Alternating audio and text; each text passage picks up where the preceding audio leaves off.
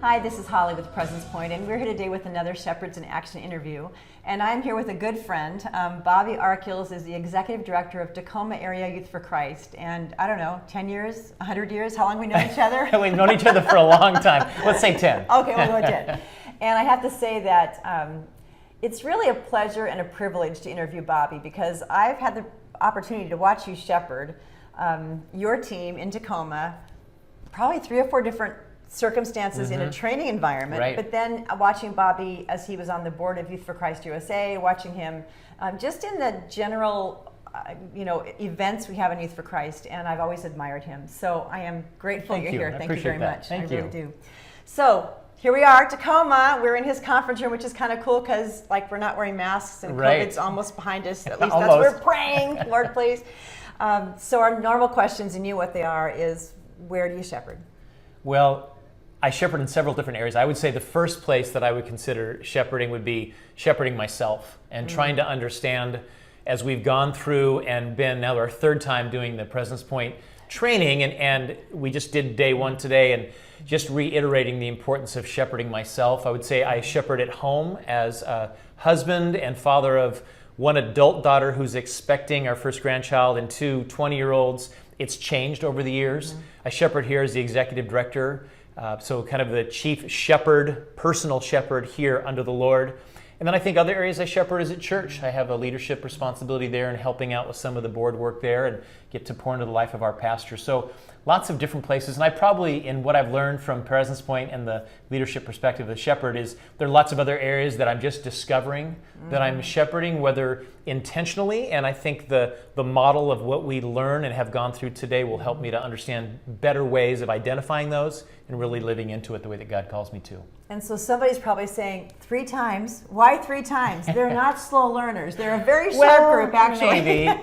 It's just so good. And we have been through this. I think the first one was probably 8 years ago. I'm saying 8, maybe a little bit longer. You were like a pilot for us. You were like one of the people that just let us test it a little bit and try it, which was a real privilege. And then as your team has grown and changed, and you're now looking at a leadership initiative that comes under that shepherding umbrella, it's sort of the focus is different, and so it's been fun to be here. Right.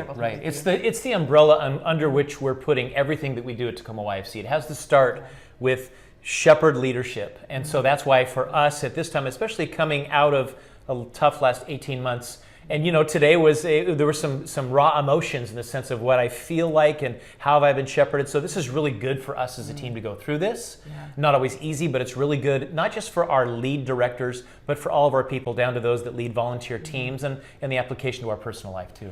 And don't you think that we are all sort of recalibrating after COVID? I mean, we're not really on the other side yet, but still there's a recalibration that's because it's challenged not who we are as much as how we're being who we are. And I think the Father had that as part of the purpose, right? Is to think through that. So that really helps in that regard as well.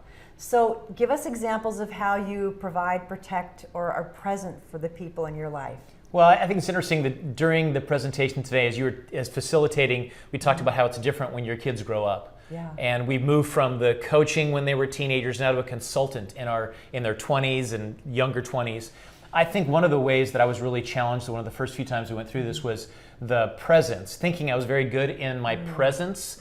And I look back on it, the provision and protection I probably was better, but the presence for me has been a major focus, especially as our kids get out of the house. And how can I be better present with my wife now that we're empty nesters? And what does that look like? You always want to have the love relationship with your spouse that when your kids are gone, you actually still like being together, which we do, but it's very intentional. How can I be present with Janelle right now? And then I think for our staff, the same thing as we talk about COVID, hopefully coming out and wherever we're at now, but just the last 18 months have been so difficult that today having our people together, we had 18 of us socially distanced in a room, and one of my staff even said, it was so good just to be together.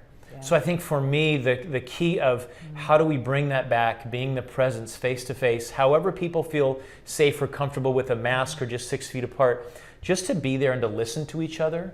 I think it's easy for us sometimes to default to the protection and provision, but the presence is always the hardest, especially in a culture where we have social media and we have the phone and isolation. And kids we work with today, the sense of isolation, being on social media, this spike in depression and anxiety, and not just for kids, but for our staff, and you heard it today of a sense of, I felt so alone, it's not going to get any easier. Yeah. So I think for me, the focus has been how can we be present with our staff and coaching our key leaders.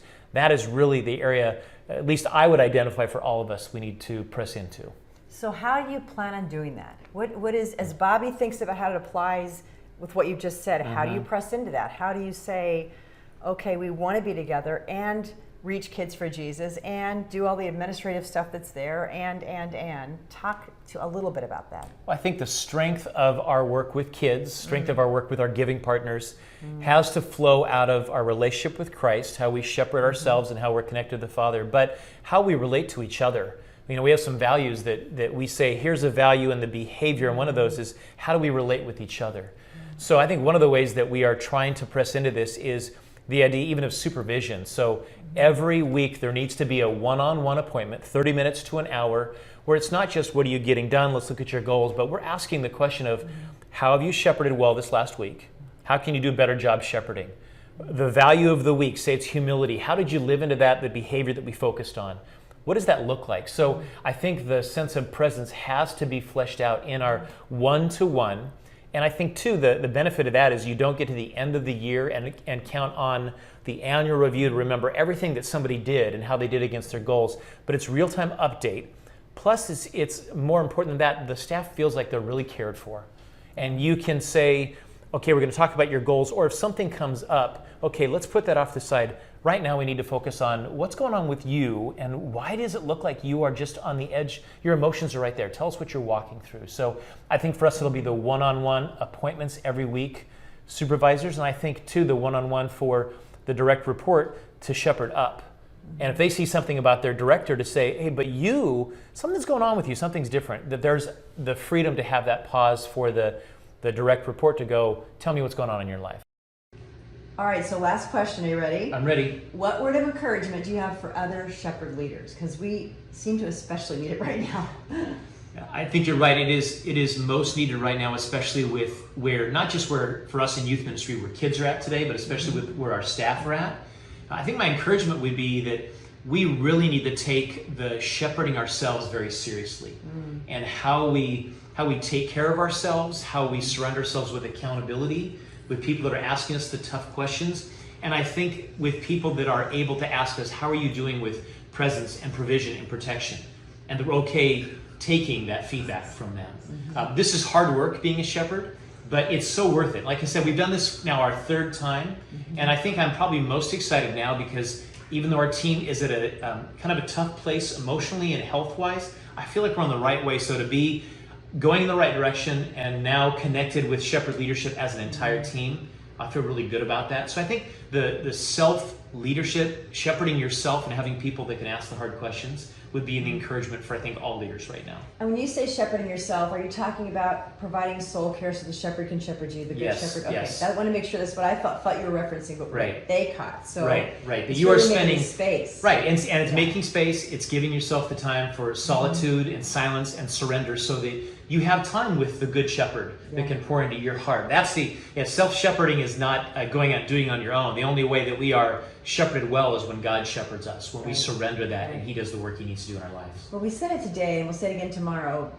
This is a supernatural job, right? It's a really hard job. It's like you need a superpower to do it well, and we have superpower. We have a Holy Spirit, right? Who's living within us to give us that superpower. But it's a lot hard work. So. Well, thank you for joining me. You're welcome. You for taking the Thank time. you for being here. Thank you for your sage advice, your words of wisdom. I love it. Thank you for joining us. I have to say that I hope that, as it did for me, I hope these words of wisdom from Bobby help speak a little bit into your life and the shepherding journey you're on. Shepherd leadership is that service plus sacrifice, and it requires submission to the Father to do well. So I pray that this helps get you there. It helps, at least today, spur you on and helps you live deeply into your calling. Thanks so much for joining us. Have a great day.